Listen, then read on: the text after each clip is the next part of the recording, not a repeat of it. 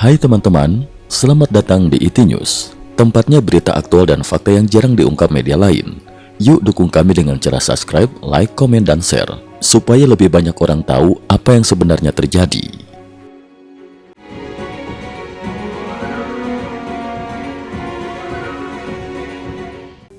Salam pemirsa, 16 Juli 2026, konflik bersenjata antara Amerika Serikat dan Iran kembali mengalami eskalasi besar. Dalam salah satu operasi militer paling intens sejak perang pecah, kedua negara meningkatkan serangan secara signifikan sepanjang malam 15 hingga 16 Juli 2026. Tidak hanya sasaran militer yang menjadi target, namun untuk pertama kalinya fasilitas penyimpanan bahan pangan Iran juga dilaporkan ikut dihantam. Perkembangan terbaru ini memunculkan kekhawatiran bahwa konflik telah memasuki fase baru yang jauh lebih berbahaya. Berbagai lembaga kajian strategis di Barat bahkan mulai memperingatkan kemungkinan terjadinya krisis energi global, perang berkepanjangan, hingga dampak geopolitik yang dapat meluas ke kawasan Indo-Pasifik. Malam paling intens sejak perang dimulai. Sepanjang malam 15 hingga 16 Juli 2026, militer Amerika Serikat dilaporkan melaksanakan operasi udara besar-besaran terhadap berbagai sasaran di Iran. Serangan berlangsung selama sekitar 7 jam tanpa henti, menjadikannya salah satu operasi udara terlama sejak konflik kedua negara dimulai. Gelombang serangan tersebut disebut menyasar sejumlah fasilitas strategis di berbagai wilayah Iran. Intensitas operasi yang tinggi menunjukkan bahwa Washington terus meningkatkan tekanan militer terhadap Teheran. Iran tidak tinggal diam. Sebagai balasan, Korps Garda Revolusi Islam Iran, Islamic Revolutionary Guard Corps (RRGC) dilaporkan mengirimkan sejumlah pesawat nirawak drone menuju kompleks Mina Abdullah di Kuwait, sebuah kawasan logistik yang menjadi pusat pendukung utama operasi militer Amerika Serikat di negara tersebut. Kompleks Mina Abdullah memiliki peranan yang sangat penting karena menangani kontrak logistik militer Amerika Serikat bernilai ratusan juta dolar AS. Fasilitas tersebut menjadi salah satu tulang punggung distribusi perlengkapan, kendaraan militer, amunisi, hingga kebutuhan operasional pasukan Amerika di kawasan Teluk. Serangan terhadap fasilitas itu memperlihatkan bahwa Iran mulai memperluas sasaran balasannya ke pusat-pusat logistik Amerika Serikat di luar wilayah Iran. Gudang gandum Iran dilaporkan ikut menjadi sasaran. Di tengah derasnya pemberitaan mengenai saling balas serangan, muncul satu perkembangan yang dinilai jauh lebih mengkhawatirkan. Militer Amerika Serikat dilaporkan menghancurkan sebuah gudang penyimpanan gandum di provinsi Khuzestan, Iran. Apabila laporan tersebut benar, maka inilah pertama kalinya sejak perang dimulai sasaran serangan Amerika tidak lagi terbatas pada pangkalan militer, gudang rudal, fasilitas pertahanan udara, instalasi energi, maupun infrastruktur sumber daya air. Kini fasilitas penyimpanan bahan pangan juga mulai masuk ke dalam daftar target. Perubahan pola serangan ini dianggap sebagai titik balik penting dalam jalannya perang. Selama beberapa pekan terakhir, kedua negara masih lebih banyak berupaya melemahkan kemampuan tempur lawan melalui penghancuran aset-aset militer. Namun ketika fasilitas pangan mulai ikut diserang, sejumlah pengamat menilai konflik telah memasuki fase yang secara tidak langsung berpotensi memengaruhi ketahanan pangan dan kehidupan masyarakat sipil. Banyak analis menilai perkembangan tersebut dapat memperbesar tekanan ekonomi di dalam negeri Iran, sekaligus memperumit upaya penyelesaian konflik melalui jalur diplomatik. 5 prediksi yang dinilai akan menentukan arah perang. Di tengah meningkatnya eskalasi, berbagai lembaga riset keamanan internasional mulai menyusun sejumlah proyeksi mengenai arah konflik dalam beberapa pekan hingga beberapa tahun ke depan. Menurut berbagai kajian tersebut, terdapat 5 skenario utama yang berpotensi menentukan bukan hanya masa depan Timur Tengah, tetapi juga kondisi ekonomi dunia. Prediksi pertama, infrastruktur vital akan menjadi target utama. Prediksi pertama muncul setelah Presiden Amerika Serikat Donald Trump memberikan sinyal bahwa operasi militer berikutnya akan meningkat secara signifikan. Beberapa sasaran yang disebut berpotensi menjadi target meliputi pembangkit listrik, jaringan distribusi energi, jembatan strategis, pelabuhan, hingga Pulau Krk yang selama puluhan tahun menjadi pusat utama ekspor minyak Iran. Pulau Krk merupakan salah satu aset ekonomi paling penting bagi Iran. Sebagian besar ekspor minyak mentah negara tersebut selama ini dikirim melalui terminal yang berada di pulau tersebut. Di sisi lain, Center for Strategic and International Studies (CSIS) memperkirakan Iran akan menerapkan strategi balasan yang serupa. Logika yang diperkirakan digunakan Teheran cukup sederhana. Apabila lawan menghancurkan infrastruktur kami, maka kami juga akan menghancurkan infrastruktur mereka. Karena itu, berbagai fasilitas strategis milik negara-negara Teluk diperkirakan dapat menjadi sasaran berikutnya, antara lain instalasi desalinasi air laut, jaringan transmisi listrik, terminal energi, pelabuhan, serta fasilitas vital lainnya. Mantan analis CIA, Laurie Johnson, memperingatkan bahwa apabila kawasan Teluk mengalami pemadaman listrik berskala besar pada puncak musim panas, dampaknya dapat berubah menjadi krisis kemanusiaan. Tanpa pasokan listrik, pendingin ruangan tidak dapat berfungsi, suhu ekstrim dapat membahayakan keselamatan masyarakat, rumah sakit menghadapi gangguan operasional, distribusi air bersih terganggu, dan jutaan penduduk berpotensi terpaksa meninggalkan tempat tinggal mereka.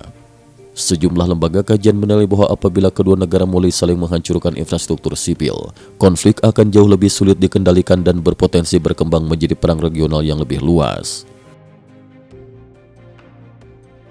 Prediksi kedua, dunia terancam menghadapi krisis energi terbesar sejak Perang Dunia II. Prediksi kedua dianggap sebagai skenario yang paling mengkhawatirkan bagi ekonomi global. Korps Garda Revolusi Islam Iran, RRGC, melalui berbagai media kembali mengeluarkan peringatan keras.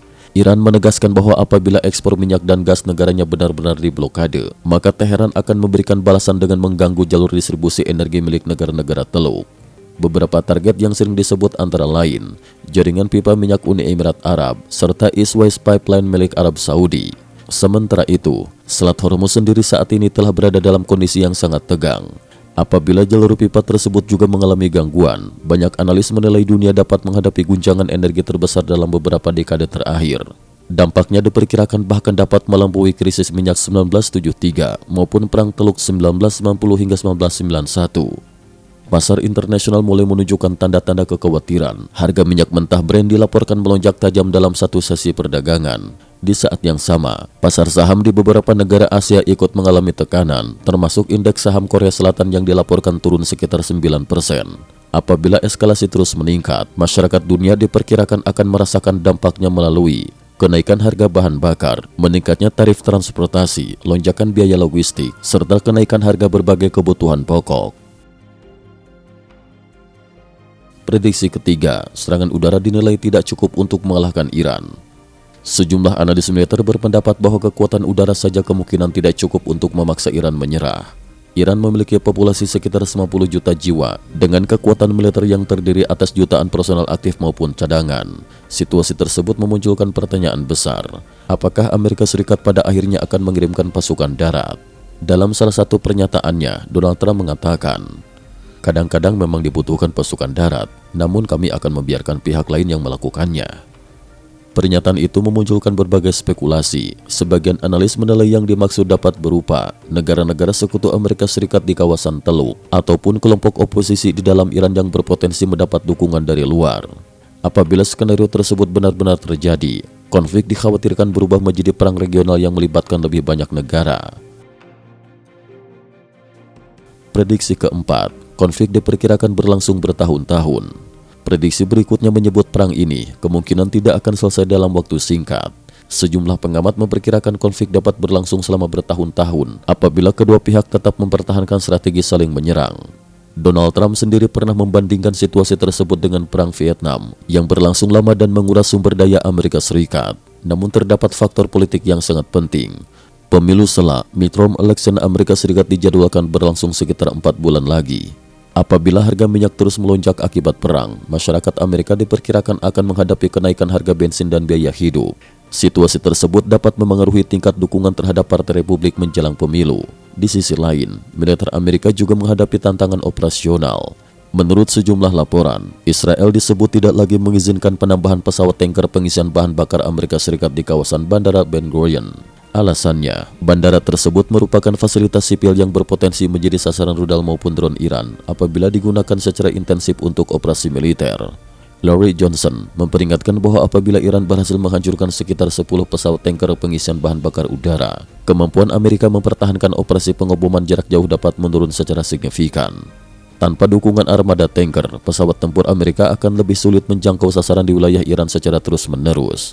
Apabila Washington terpaksa menggunakan pangkalan yang lebih jauh, biaya operasi akan meningkat sementara efektivitas serangan berpotensi menurun.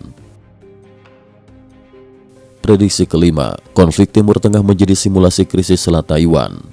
Prediksi terakhir tidak lagi berfokus pada Timur Tengah, melainkan pada kawasan Indo-Pasifik. Menurut berbagai analis keamanan, Beijing terus mencermati perkembangan perang AS-Iran sebagai bahan evaluasi terhadap kemungkinan krisis di Selat Taiwan. Kedua kawasan memiliki kesamaan strategis. Selat Hormuz merupakan jalur utama distribusi minyak dunia. Selat Taiwan merupakan salah satu jalur paling penting bagi perdagangan global dan berantai pasokan semikonduktor atau chip canggih.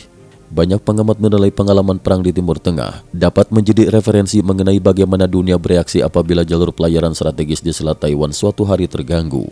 Apabila arus perdagangan semikonduktor terhambat, dampaknya diperkirakan tidak hanya dirasakan industri elektronik, tetapi juga sektor otomotif, telekomunikasi, kecerdasan buatan AI, pertahanan hingga manufaktur global. Karena itu, sejumlah analis menilai perang AS-Iran kini bukan lagi sekedar konflik regional, melainkan bagian dari dinamika geopolitik yang dapat memengaruhi keseimbangan keamanan dan ekonomi dunia dalam jangka panjang. Konflik memasuki fase yang semakin sulit diprediksi. Eskalasi yang terjadi pada 15 hingga 16 Juli 2026 menunjukkan bahwa perang antara Amerika Serikat dan Iran telah memasuki tahap yang semakin kompleks. Serangan yang kini mulai menyentuh fasilitas pendukung kehidupan sipil, ancaman terhadap infrastruktur energi, serta kemungkinan meluasnya konflik ke kawasan lain menjadi faktor yang meningkatkan kekhawatiran masyarakat internasional. Meskipun hingga kini kedua negara masih mengandalkan operasi udara, tekanan politik, ekonomi dan militer yang terus meningkat membuat banyak analis menilai bahwa beberapa pekan ke depan akan menjadi periode yang sangat menentukan.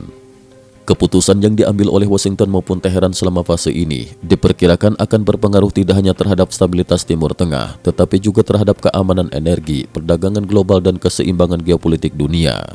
Cukup sekian dulu, terima kasih atas perhatiannya. IT News juga memiliki channel di platform kancing.com. Mohon kunjungan dan bantu subscribe agar bisa mengikuti perkembangan dunia tanpa batas. Terima kasih. Link kancing ada di dalam description.